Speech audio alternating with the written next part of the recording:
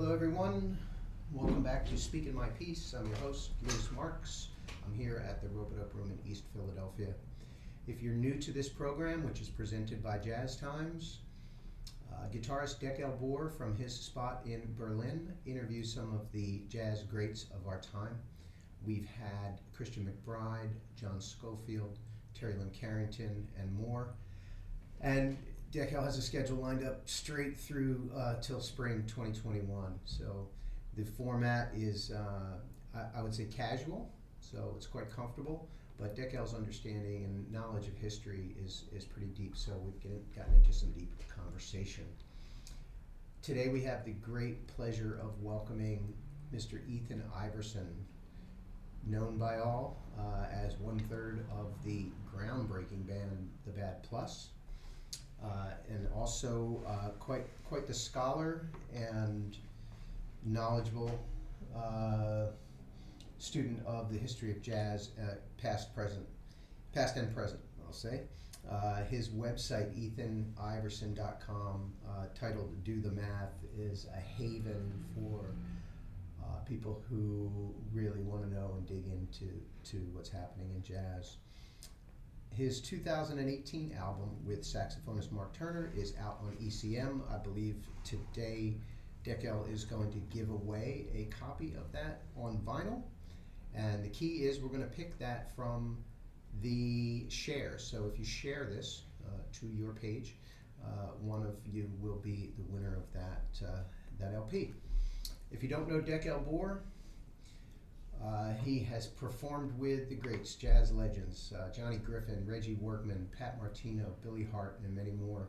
His recent release, Let Love Rule, is out here at Rope-It-Up in 2020, and you can find that at dekelbor.bandcamp.com. So I've got to tweak some knobs and get us ready to drop in on a conversation with Dekel Bor and Ethan Iverson. Thank you for being here. Lewis, it's great to be here. Excited to be doing this once again. This series is kind of incredible. Jazz Times invited me to celebrate this new album, which is doing way beyond I ever expected.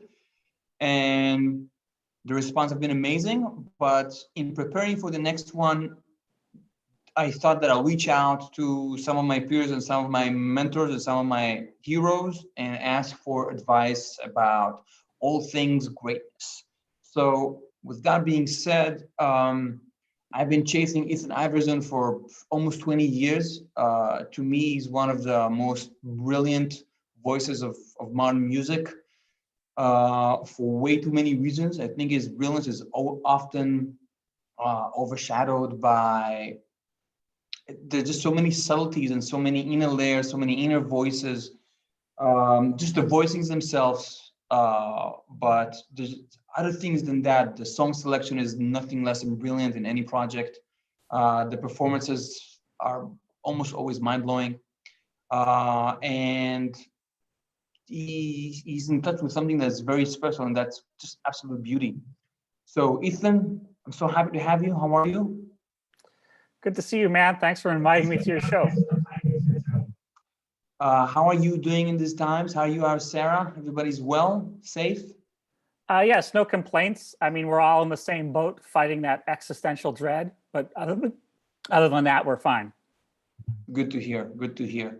So first question is just my curiosity, all this time that we had at home, 3 or so albums that you've been listening to that inspired you during this time. Well, I've been listening to a lot of stuff. There's sort of a lot of time to practice and think about things. I've finally started making a tape of Coltrane solos. I've been meaning to really get into Coltrane. I mean, of course, we all love Coltrane. This is not exactly.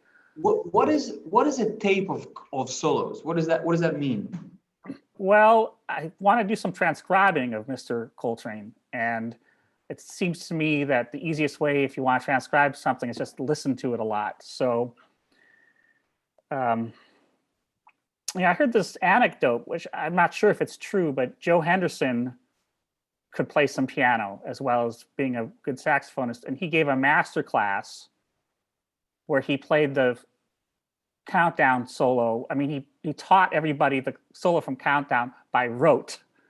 There's no sheet music, and very slow. And after he sort of laboriously for 2 hours and made these jazz kids do this thing, then he played it at the piano, and he said, like, well, of course you need to play it up here. And then he played the Countdown solo at tempo on the piano.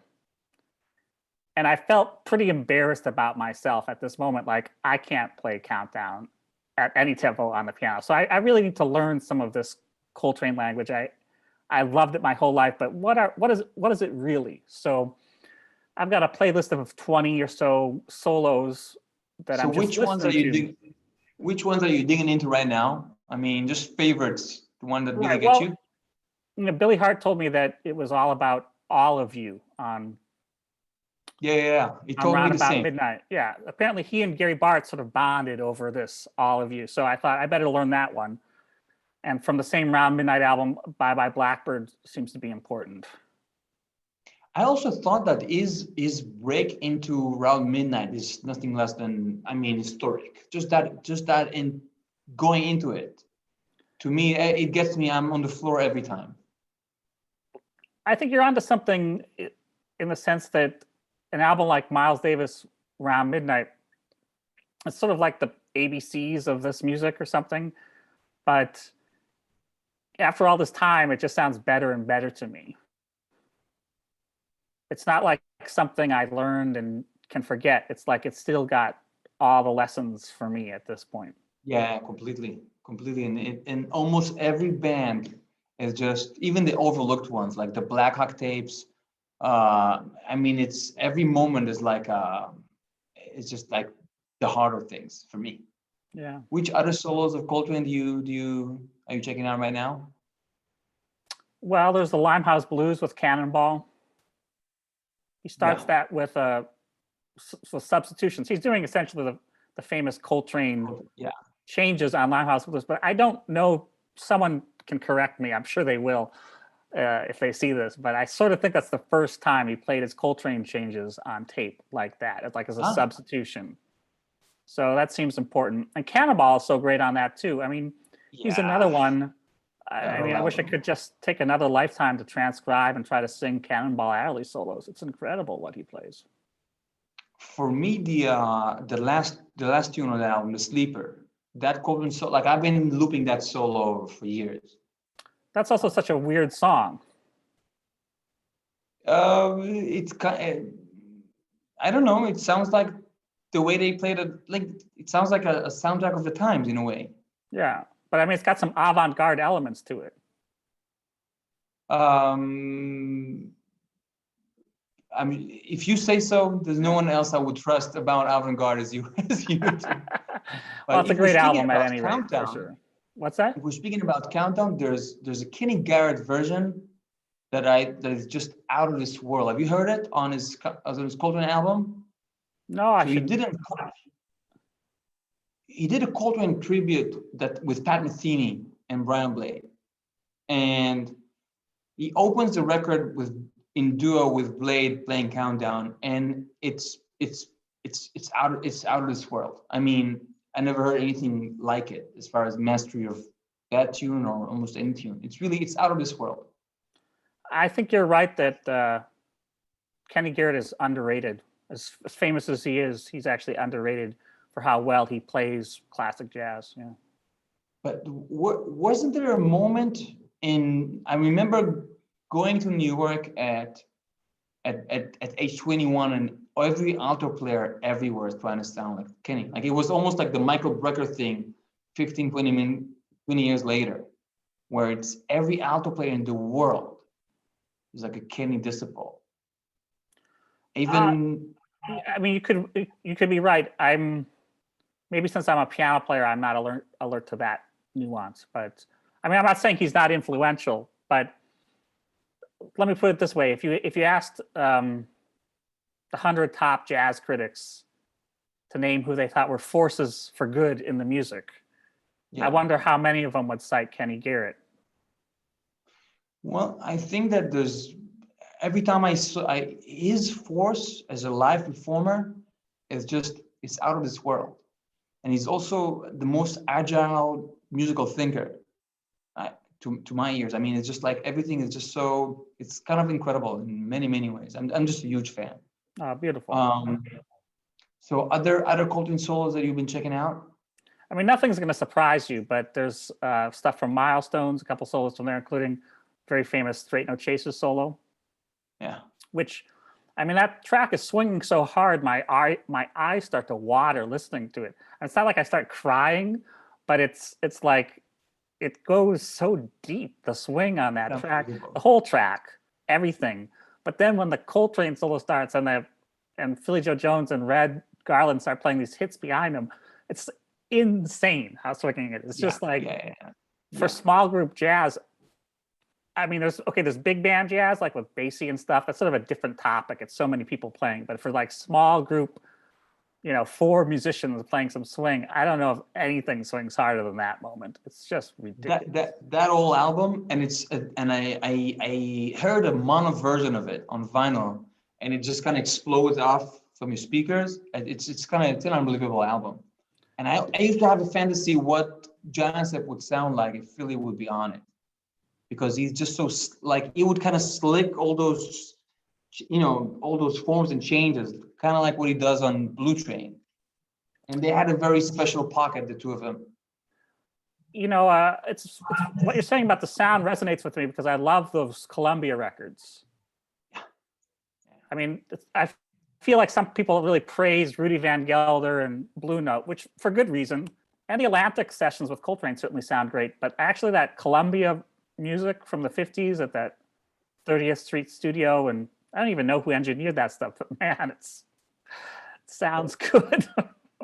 But that's kind of like across the board for that moment in time, for the Mingus albums, for the Glenn Gould albums, even for the Bob Dylan albums. I mean, Stravinsky albums, all that Columbia music, absolutely. I agree totally. Horowitz, I mean, there's a whole bunch of legendary artists recording for Columbia at that moment, making incredible sounding records.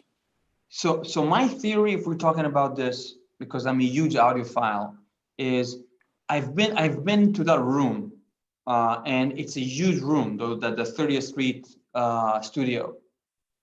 It's just a very, very, very big room, and the sound just had, the sound could go places. It's not, the drums weren't recording in a small room, and the one, didn't have to isolate them because the room was so big, and it kind of lets the tone kind of breathe in a way. That makes sense. So you've been a lot of Coltrane. Other albums that you kind of been listening to as a fan, or you kind of rediscovering or discovering for the first time? You mean specifically Coltrane? I mean, it's all... No, anything that you've been listening to this quarantine of a year. Well, I've actually been on my website, my blog, Do the Math. I've been journaling some of my LPs and stuff because it's time to listen to things I would probably never get around to listening to, being home so much. So, that I kind of have a big collection, and as I'm sure you get a big collection, and then a lot of it goes unlistened to. So it's been fun to go deep and see what's actually there. Yeah. So first of all, before we just go into things that are random, I want to talk about those 2 albums that are, to me, are milestones of modern music. Let's start with the album with Mark. We're actually giving one away, so anyone who's sharing this link on their Facebooks, you share it, and we're going to choose one of you and announce at the end of the episode. I ordered on vinyl, but me being not the most tech guy, I accidentally ordered a CD, but we'll send you the vinyl. So how did that come about? I mean, just the whole process behind it. For me, there's not a lot of piano duos that has this weight. It could be, for me, one that always stood out was the Herbie and Wayne duo, which I just love. And some people either love it, or some people, don't get it, because it's a very specific thing. But also, so just the process behind it, the writing. What was the process like for you? Well, yeah, I mean, in my opinion, there's not too much that anyone does that's truly original. Like you're usually drawing on stuff you like. And I always like the duo of Steve Lacy and Mal Waldron. And Matt Waldron, yeah.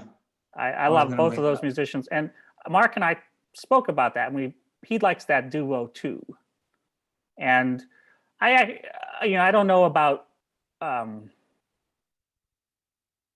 I don't like feel like citing a specific name, but I've heard a fair amount of, shall we say, saxophone piano duo that it's sort of like normal jazz.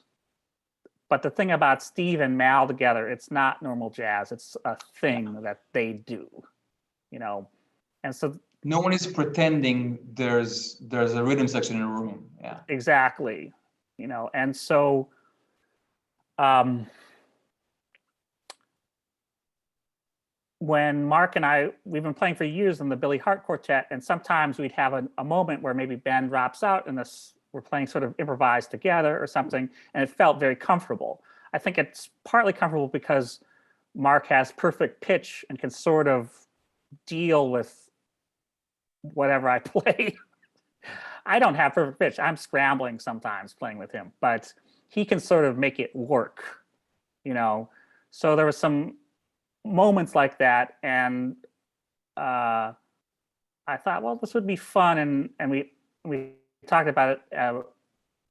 Manfred Eicher was recording the Billy Hart Quartet, and then I can't remember exactly who suggested a duo, but before we got further into the project, I visited the studio we recorded in Lugano, and it's ECM is famous for reverberation anyway. And he's recording there a lot now in the past 10 years or so. Yeah, but I was there just playing a gig, and you clap your hands, and there's like 11 seconds of reverberation.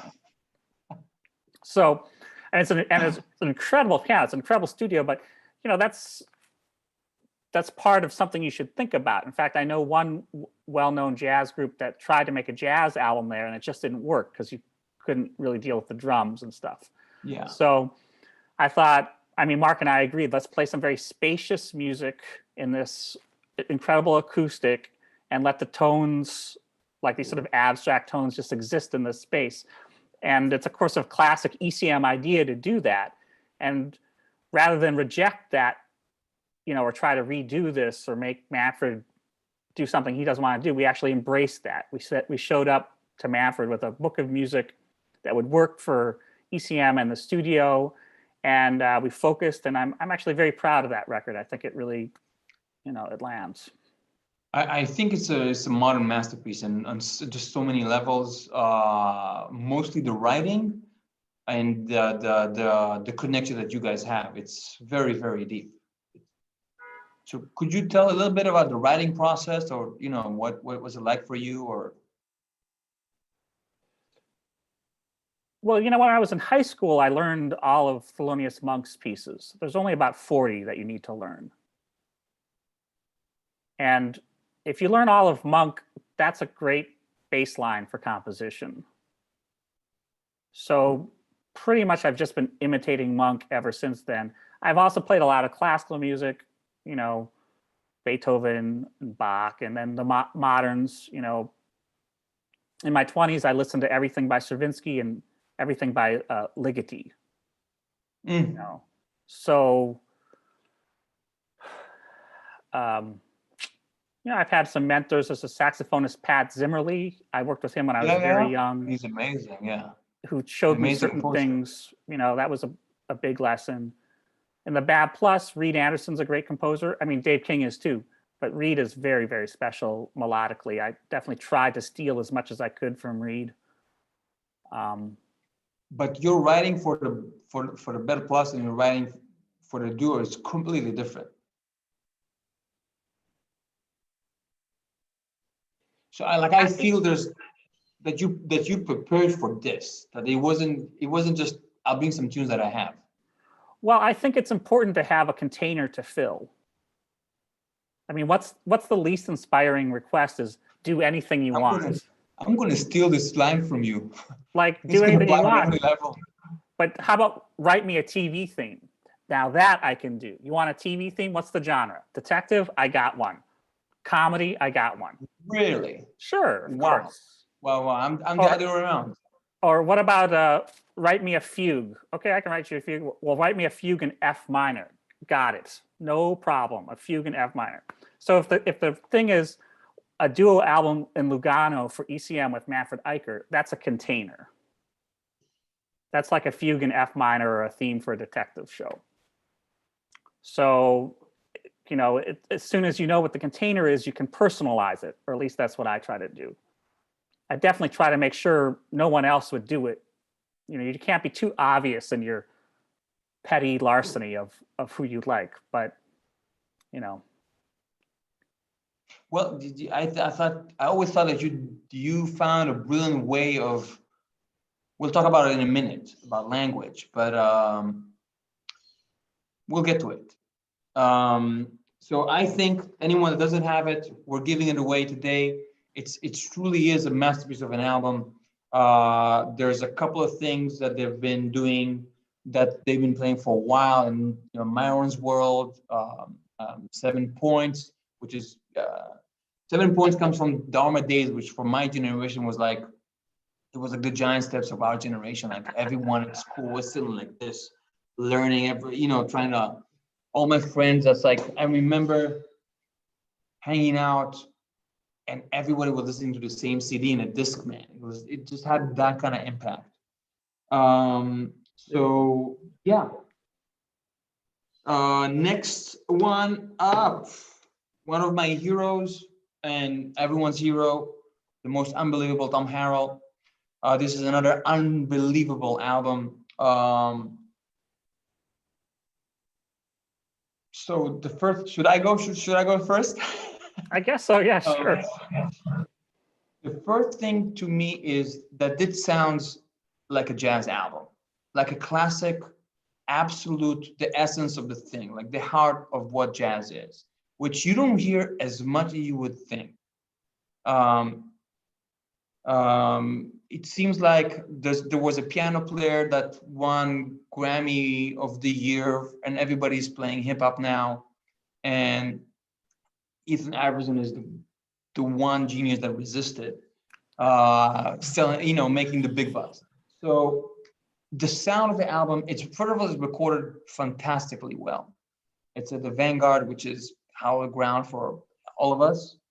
But there's two things that come to mind for me. A is you let Tom do something that he's a giant at, but he's kind of focusing on original music with his own bands. And it's kind of unbelievable to hear him in this context once again.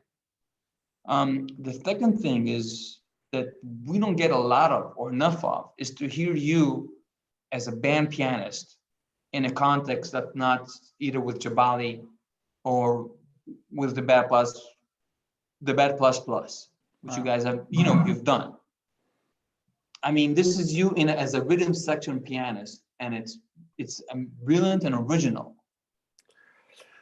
Well, about the sound, I'll say that I used a classical engineer. I mean, he can do anything, this guy, but Andreas Meyer, he's actually Bob Dylan's choice for some of Bob's stuff, and he was in charge of the reissue of Glenn Goldberg variations.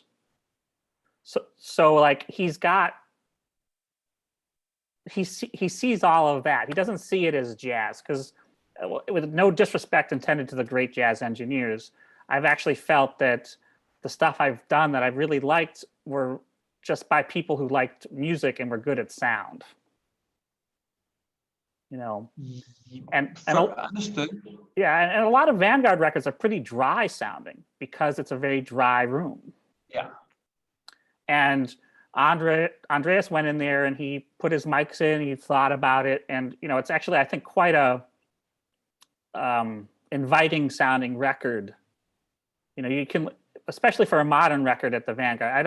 There's no point in trying to criticize anybody else by name right now, but I think if you put on records made in the last 15 years at the Vanguard versus this one, there is a nice warmth to Common Practice with Tom. That was very intentional. But I thought that was also in the brilliant choice of songs that you guys picked, or you picked. I mean, well, you know, I guess we're both students of jazz, right? So we both sort of understand Tom as a different level. Tom, I've been trying to play with him. We had one gig of him as a guest with my trio plus Jabali at Smalls, and then he just had like a festival in Europe, and he flew out, and we did a trio. But he's just unbelievable. That guy is nothing short of unbelievable. So like what I've seen him live, as far as like people are on the floor crying. I mean, the kind of just that the humane aspect that he brings to music, and just hearing that sound of his, and that's yeah. I mean, I totally agree with everything you're saying, and he's got great bands and he writes great music. But I thought it was time to hear him just play tunes, not just play, but play the standard repertoire, Common Practice repertoire, as the title says. And then the real secret, though, is I've got Ben Street and Eric McPherson. That was a brilliant choice. Because I didn't hear you with EMAC before this. Oh, yeah. Well, I mean, the thing is, these guys, it's whatever swing is, and I'm not the person to even talk about it, really. You know, it's very hard to do. It's very hard to really swing. And both Ben and EMAC, I don't know what they do, but when you say this doesn't sound like a new record, I take that as a compliment, because we sort of know that the jazz records made back in the day swing harder than the modern records. And I'm not putting this record up against the best of 1958, but at the same time, Ben and Eric McPherson, there's a vibe on Common Practice, man. Their beat on that is seriously badass. There's just no two ways about it. Every serious jazz musician who's heard them on this record loves it. They love there's something very natural and swinging about the bass and drums. And Tom told me he was so happy with them. You know, he loved playing with Ben and Eric McPherson. I also thought that while there's a lot of groove to it, like the Barbados thing on We and a lot of things like that, there's a real openness. Like there's a lot of space there, almost like a Plug Nichols kind of space to the whole album. Well, if you're talking about go ahead. Oh, if you're just talking about band piano, I do think pianists can overplay. And so I regard my role as a accompanist, or as the, you know, making these projects work, any of these projects work. The first thing is sort of like do no harm, like the Hippocratic Oath, you know what I mean? Because a lot of pianists can sort of jump in there and start trying to play a piano concerto, even behind a horn player, let alone when they're soloing. And if I've got really great musicians like this, my first thought is always do no harm, try to just keep the vibe in the right spot. Yes and no, because there are such bold voicings, like one of the blues tunes by you, either Jet from New York or one of these from Teaneck. I just misplaced Jet, but just the voicings are completely bold. That's the perfect word to describe it. Right. Well, you've got to play. That was amazing. Well, you've got to play your own style, of course. Yes. And the song choice, it's all, or 90% of it for me is associated with Bird. With what? With Bird, with Parker. Uh-huh. Was that a conscious thing for you, or? It wasn't conscious, but it makes sense because he's sort of the founding father of so much of this, right? But also just all of the tunes. I mean, yeah, except for the Men in Love, which. Okay. Well, nice point. The Men in Love open. That's a great point. It wasn't conscious, but it makes sense. There's the opening the record with the Men in Love. I think is a brilliant choice, and It's just a brilliant take on it, and she's kind of hard on sleeve kind of thing to it. I always had a version that I love by Marcus Roberts that did a beautiful version of this, but it's a song that not a lot of people play in this way, which is so open and real. Many people just go the Ella Fitzgerald way of just playing everything as written. So yeah, congrats. It's an unbelievable album. Well, thank you very much, man. So next question is, how do you change your beat playing with drummers? You play with Nasheed Waits one day, and with Jabali the other day, and one night with Toothy Heath and Al Foster and Jorge Rossi and Dave King. I mean, those people have completely different beats. I remember that when I play with Jabali, like I really have to adjust everything to his way, because otherwise that's the strength of the thing. And it's also a beat that's not as prevalent today. Those people have a right. Well, I'm not conscious of really needing to adjust what I do exactly. I mean, someone said, I'm trying to remember who said this to me, but someone said, just make the drums sound good. And interesting. I think that's why these people keep showing up to play with me, honestly, is that they sound good. If I'm playing, they get to play the way they want to play. And there's a sort of a tradition in jazz of yelling at the drummers and say, I'm playing my stuff up here, quiet down, don't, be good or something. And that's not what I'm really interested in. I'd rather hear personality from both the bass and the drums, really. I want to hear big personality. I think what I like best is someone who understands the tradition, but plays it in a personal way. That's my favorite stuff.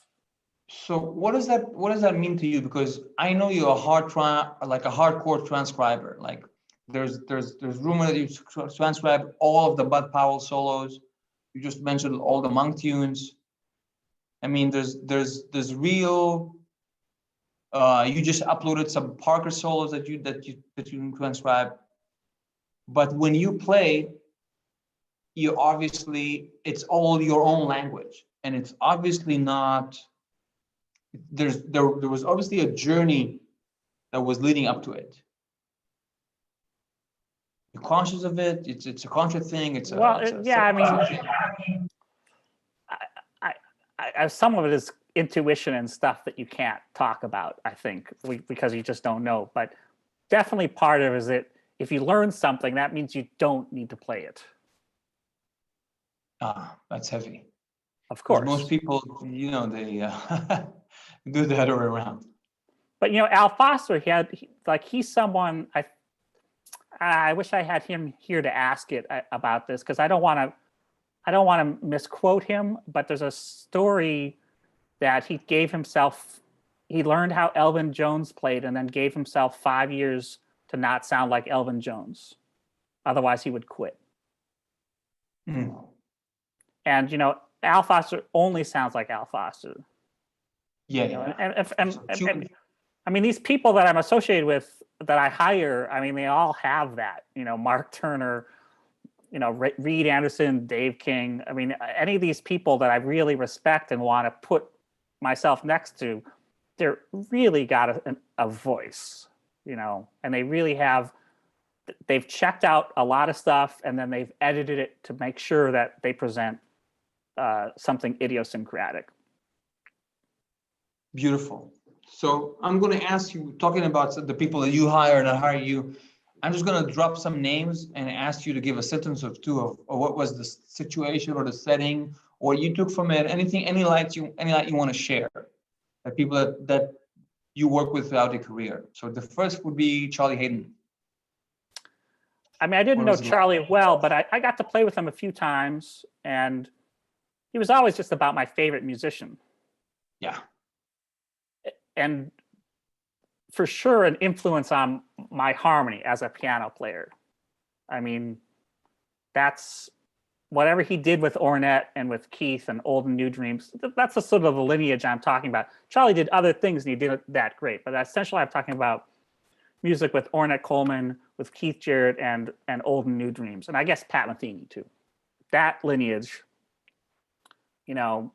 When you're talking about Pat Metheny, you're talking about 80-81, you're talking about the duo, you're talking about the trio with Higgins. Which ones of those albums you really kind of... Well, the one I know best is Rejoicing with Billy Higgins, but Song X2, whatever whatever like the more Ornette-y side of it.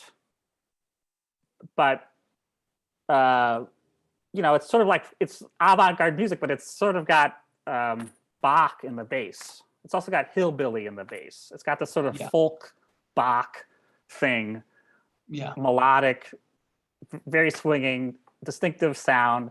I mean, it's incredible, you know. And so there's at the same time, there's always a sense of danger to what he plays. It's not just hillbilly and folkness. Well, yeah, it's vulnerability, right? Strength and vulnerability together. So you guys did the Blue Note duets a couple of times that I know of, and it was mostly duet playing. Actually, I played a week with him and Paul Motion. Whew. Wow. Yeah. So what do you feel you took from that situation, from that week that stuck with you? You know, I don't think I was quite ready. You know, I did the best I could. They didn't play together that much at that point, so it was a real gift to the audience anyway. It almost didn't matter what I played. I'm proud of the gig, but Paul suggested recording, and I actually didn't want to do it because I grew up on the records with Jerry Allen and those two. Yeah. And she did such a magnificent job of finding a zone with those two. I wasn't really there yet, so I let it slide. I didn't push for a record. But what did I take? I mean,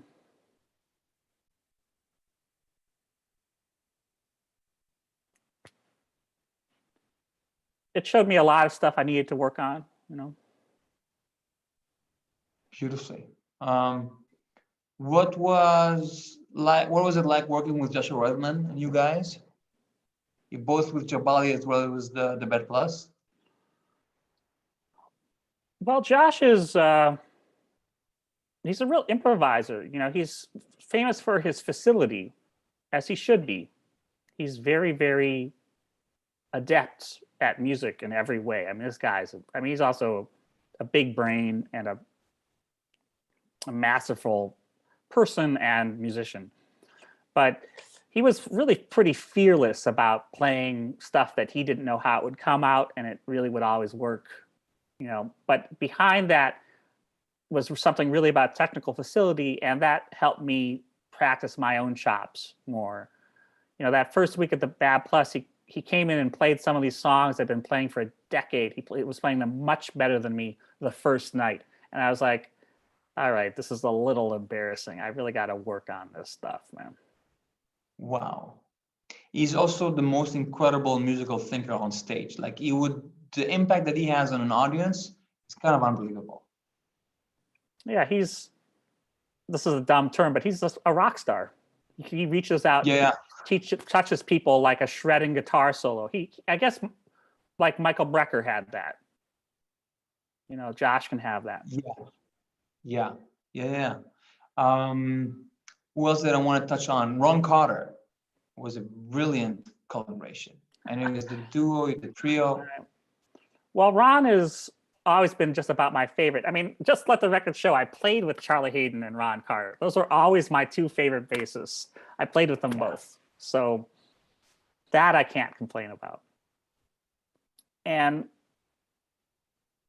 I mean, I'm sure you won't be surprised to discover this. It's very easy to play with Ron because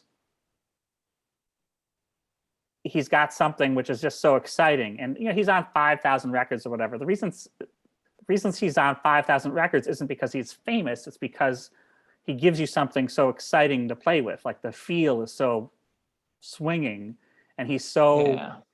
he's so in the moment, and the drive and the sound, it's unbelievable. I'm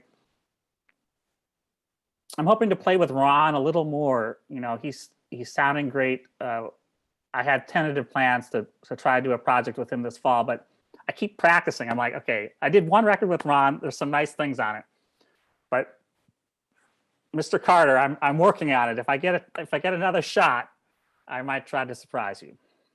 Well, you said it was easy, but I think there's nothing easy about going into the studio with Ron Carter and then asking to play confirmation.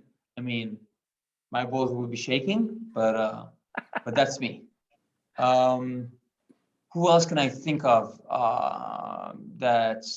Let's talk about Billy. Billy is a huge part of my life, and also yours.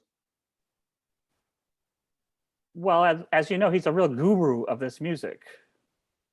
You know, as in addition to being one of the great drummers of all time, I think more than most of the masters, he's willing to sit and talk to younger kids and be like, "This is my take on it," you know. So in a very humble way, in a very surprisingly humble way for a giant. So, you know, it's almost, sometimes it's too humble for me. I'm like, Billy, for me too. Just come on, man. For me too. Stop saying but you don't really know. If you don't know, nobody knows. But that's a good lesson too. And in fact, I think I've managed to dial back some of my own ego watching Billy rein in his. You know, so that's been a good lesson. Yeah. Beautiful. So I would say in terms of his drumming, you know, he is also so personal. Yet he's someone that really understands the tradition. And he's someone that sort of edited his playing to put together a package that was totally unique, totally personal, yet everything connects. It's just a direct connection to the tradition, you know. Yeah, exactly. Like it's completely unique, but you put needle for 2-3 seconds, and everybody that doesn't know music will say that's jazz. That's real jazz. Yeah, great way of saying it. So I pulled out a couple of albums that are huge for me, and I would love your take on them because I think they might resonate with you. The first one would be the Monk Trio, where they play Twinkle Twinkle. And any thoughts you'd like to share? I'm with you. Well, I mean, you want to talk about a masterpiece. Okay, that's a masterpiece, that record. The bassist, Gary Mapp, I think isn't on a single other record. That goes for half the bass player that play with Monk. I mean, if you're trying to learn a Monk tune from the bass, you're in for a ride. Yeah, I guess Gary Mapp was a policeman. It's a true story? Yeah, a Brooklyn cop. So the point of that is somehow, I think why this means something to me, this story, is that we're talking about the Black community, the Afro-American community in 1954. Like, that's a very special thing. It's like, and the fact that Monk, I mean, it's Monk and it's Art Blakey and Max Roach. Percy Heath is on a couple tracks with Blakey, but most of the record is Max Roach and a cop from Brooklyn, you know? Yeah. And it just shows the power of the community that the bassist on this immortal record was like the cat on the corner. I think that's why it means something to me, because it's certainly, if there's flawless music, it's that trio record. Yeah, unbelievable. And the bass player isn't even a professional, you know. It's just the power of that community was just so strong, you know. And as we get further away from that explosion of small group jazz, like Black small group jazz, 40s, 50s, 60s, all that music just gains in power. It's unbelievable, that music. Yeah. That's why any of us is in this music usually can be traced to that, you know, whatever that was that happened in those communities in the 40s, 50s, and 60s, and managed to record. Next one up is my happy birthday shout out to my brother Aaron Parks. It's his birthday yesterday. Aaron, we love you. We're gonna have him in a minute, so we'll also be giving this away, or the new one away. The new one is Out of This World. Have you heard this? It's kind of an amazing album. Little Big. No, I haven't heard it. Little Big. It's amazing. There's a tune on the new one that just came out called Solace. I mean, I keep looping it. It's absolute beauty. that's beautiful. So Aaron, happy birthday. Next one up, Winter Marsalis, Black Codes. Yeah, I was just going to say about the Aaron Parks thing. I definitely want to talk about Black Codes too. Is I did see that band live with Greg Toohey on guitar. Yeah. And Me too, yeah. I thought, of course, they have their own thing, but I was just struck by. I told you before we started that Kurt Rosenwinkel was one of my biggest influences. And I think with Aaron's Little Big, we're seeing someone who's really internalized that Rosenwinkel tradition and has put their own thing on it, you know. What blew me away about, they're all been good, really close friends of mine for years and years. What blew me away is that I always thought listening to the album that it was edited a little. I mean, that unison that they have is it sounds like one voice. And then you go see them live and that's just the way they play. I mean, it sounds like one person. It's kind of unbelievable. It was really mind-blowing to see that live. The only other band that I've saw that had that was the Miguel Zenon Quartet, where they play like, everything is like in perfect unison. Nice. So Black Codes. I remember getting that like it was yesterday. I mean, I was a very young person, maybe 14, 15. I loved it, of course. I think that early Wynton Marsalis music with Jeff Watts is almost underrated at this point. Completely. I just ordered the Blues Alley tapes on vinyl. I had it on CD for all those years, but I think that's like a landmark album for the period. But what's true about those guys is that they really played like their era. You know, Jeff Watts and Kenny Kirkland, I mean, there's something about them that's very fusiony. It's very like 70s jazz. And I think that's good. I'm not critical of that. I think that's a necessary element. Like you always sort of have to play like your time and place. Like I was just talking about the 50s and 60s and how much that meant to me and how that was the greatest. And I think that's true, but you can't also hope to sound like that, really. You know, that's a fool's game. You somehow need to play like it's the year now. And so that Black Codes is from 1985. It really sounds like 1985 to me in the right kind of way. If you're mentioning the times in the fusion influence, there was a question. I want to shout out to a lot of the guys that left questions online, both on my channels and yours. But there was a question from Blake Markle, who asked, I'm not paraphrasing correctly, but if you could name any fusion album that that had an impact on you, or that had a thing for you. Oh, sure. I mean, nothing's gonna be surprising, but Brecker Brothers Strap Hanging. I mean, I love that, man. I love the tape of that. And those guys were also on Joni Mitchell's the live one, Shadow and Light. Shadows and Light, yeah. Yeah, I mean, I don't know if that's fusion or not, but close enough. It's Jocko going nuts and everything. I love that record. I loved the first Steps Ahead album when that came out with Eliane Elias and Eddie Gomez. I loved Pat Metheny's like First Circle and that stuff. Not long ago, right after First Circle, there's like a trio or a quartet of albums with the group where they're already rock stars on Geffen Records.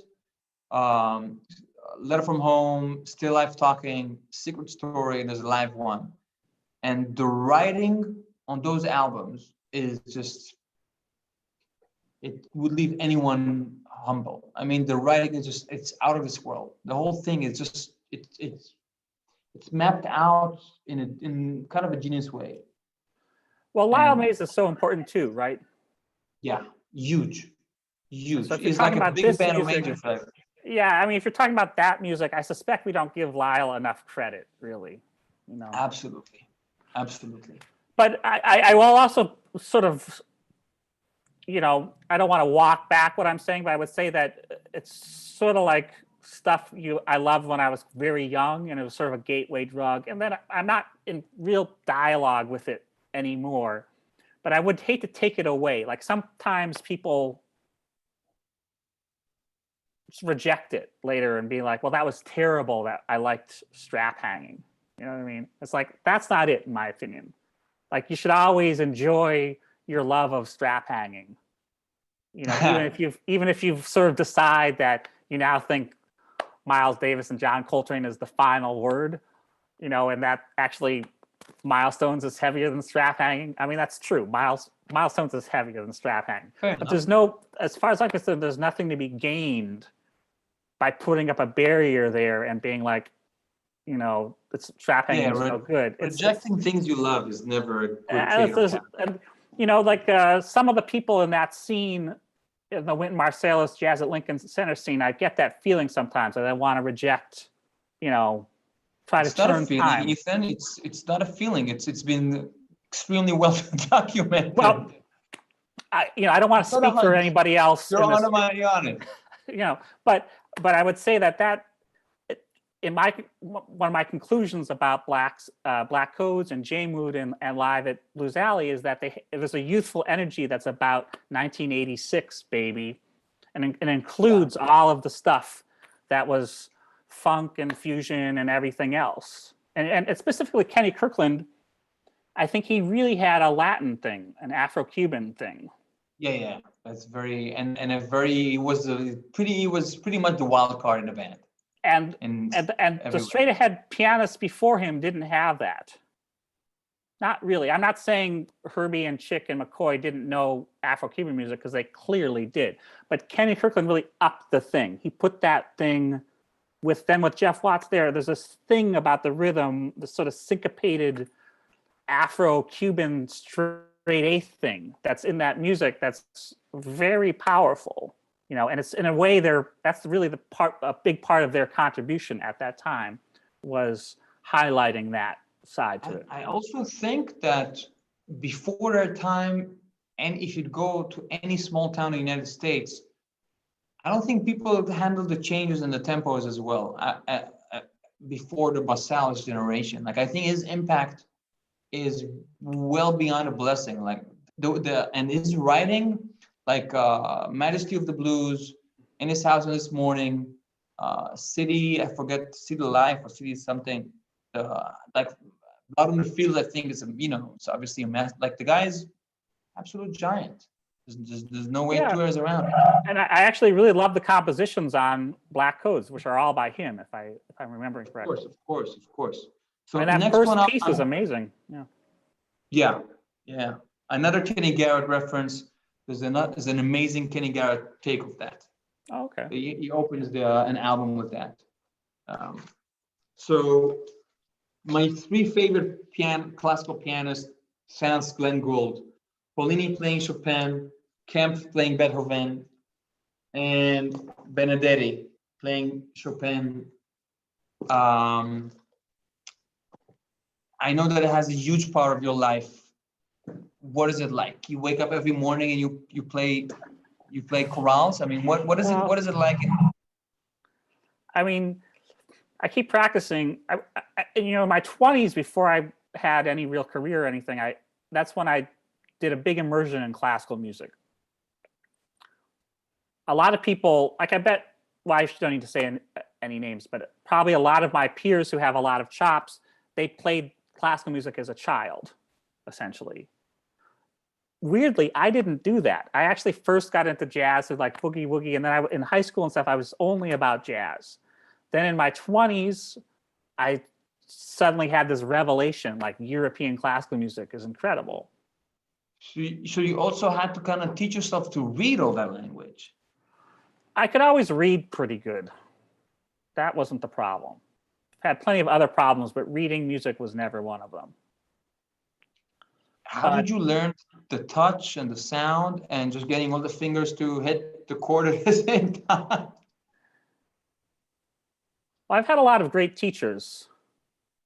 I studied for years with a fantastic woman who's gone now, Sophia Rosoff. She was very important. And now I work with a guy, John Bloomfield. It keeps coming into focus. It's just so odd to talk about, but in my late 20s there, right before the Bad Plus got going, for 5 years, I was the music director for a dance company, the Mark Morris Dance Group. From Mark Morris, yeah. And his repertoire was classical music. So I was in the pit playing whatever was required for the dances. And sometimes that was classical music that I really had to practice. And I have one dumb little story to say. We were playing in Philadelphia and playing Schumann's Piano Quintet in E flat. And the dance is called V, and we'd played it a lot. And I always watched the dance and sort of following Mark's choreography, and we really kind of shaped the piece pretty well, I would say. And how we weren't just on something like that. There's working the same piece with a dance company. You change the tempos, you adapt to the dancers? You can if it's right. Because it's a pretty canonic piece. It's like, so absolutely it is. And you can hear people play it different ways. Anyway, Sir Simon Rattle came to that gig. And afterwards he's waiting to talk to Mark Morris, and I'm there, and he knows he has to say something to me. And so he looks at me and he says, "Ethan, nice rubato in the Schumann." So there you go. If Simon Rattle says I've got good rubato in the Schumann, I guess you're doing well. Yeah. In Berlin, some of my friends are in the Philharmonic here, and the amount of rattle stories that you get, it's like never ending. It's like Meta in Israel. It's like all of this, like there's never ending. I'm assuming it's the same for Bernstein in New York. There's probably a generation of people that. All right, next one up is the Ornith Quartet. I could pick up any album, but for me, the later ones of that pocket of 3-4 years, later ones always kind of hit me a little harder. Yeah, what do you mean, like the science fiction years? Of course. Yeah. Of course. But the classic ones are the classic ones. So I know it's a huge part of your life. So tell me about it. Yeah, I don't know. Ornette is he's pure melody, among other things. And pure blues. Pure blues. It's just so pure. And then he surrounded himself by musicians who are also all pure elements, and they're all geniuses. Don Cherry, Ed Blackwell, and Charlie Hayden. I mean, they're all totally unique and totally at the highest level of some sort of space about pure emotion. They all have a lot of technique too, of course. They have more than enough technique to play what they need to play. But there's some other side to it that is just pure connection and emotion. And I guess it's like one of these science experiments, which if you put the people together, a chemical explosion happens and the music is greater than it was with the musicians on their own. And I really think Ornette and Don and Charlie and Ed, they played with other people, all of them. And it's always at a certain level. But when they were playing together, you put any two of those people together, it's like an explosion of joy and just incredible vibe. And power. Yeah, and power. All right, next one up. I know it's a huge album for you, Guns N' Roses' Appetite for Destruction. No, it's a personal joke. Next one, I could choose. This is a good one. My favorite Bud Powell. It's the worst live sound in history, but it's with Haynes, and it's just kind of unbelievable. You're a huge Powell guy. Well, you can really hear Haynes playing out on that record, right? You can really hear him booting it along and playing a lot of stuff. More than on most Bud Powell records where the drums are comparatively restrained.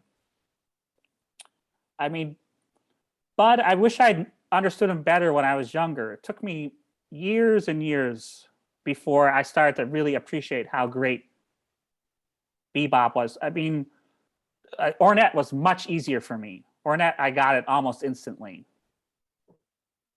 Charlie Parker and Bud Powell, it's like that's.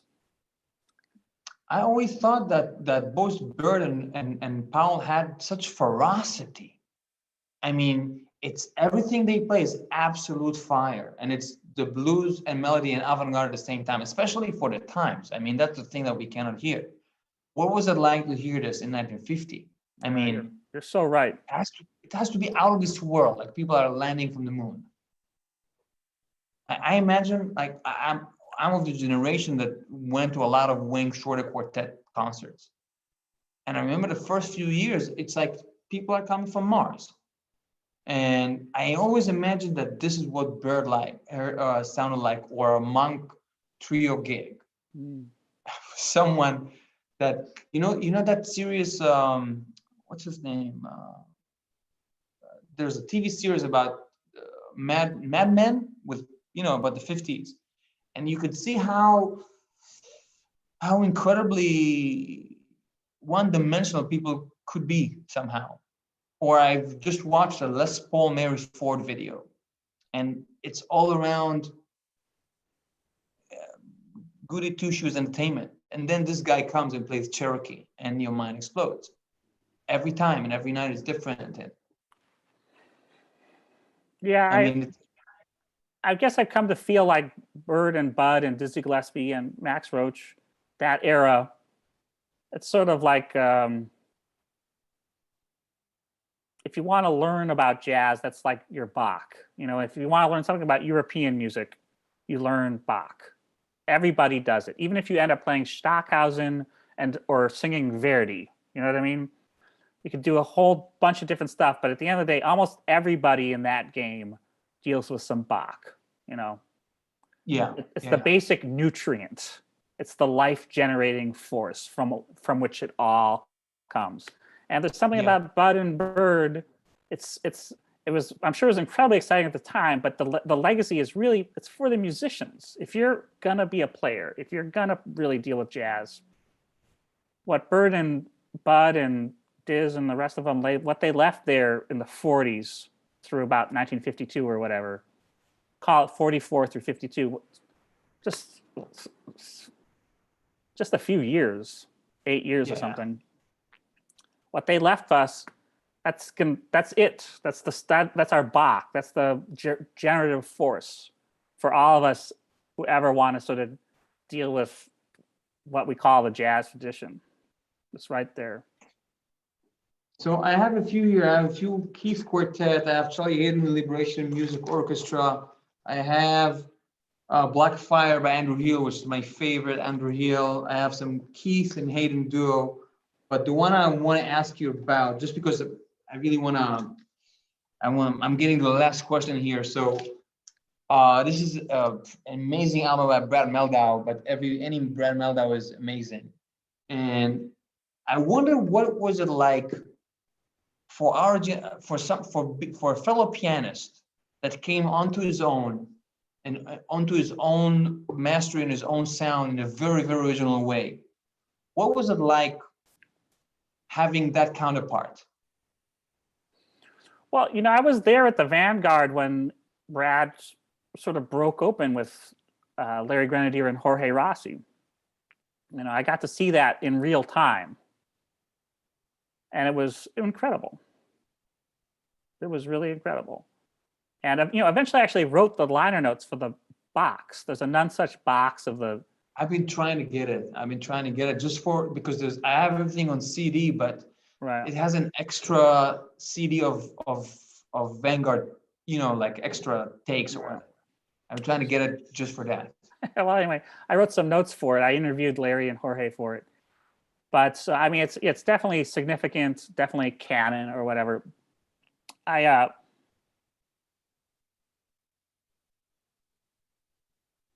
This was a moment when everyone started playing in 7 or 5 standards. And it's really thanks to Brad.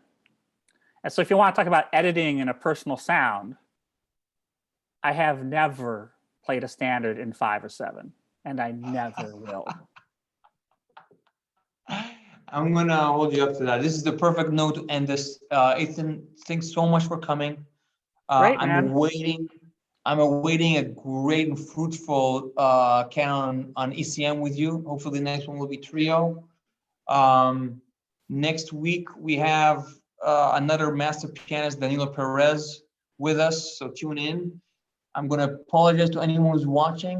I cannot access Facebook from my Zoom chat, so we're gonna announce the winner tomorrow at the same time on Jazz Times channels. Ethan, thanks so much for coming. It's been an absolute joy speaking to you. All right, terrific, man. Very nice to meet you, and good luck with the rest of your series. Thank you. All right.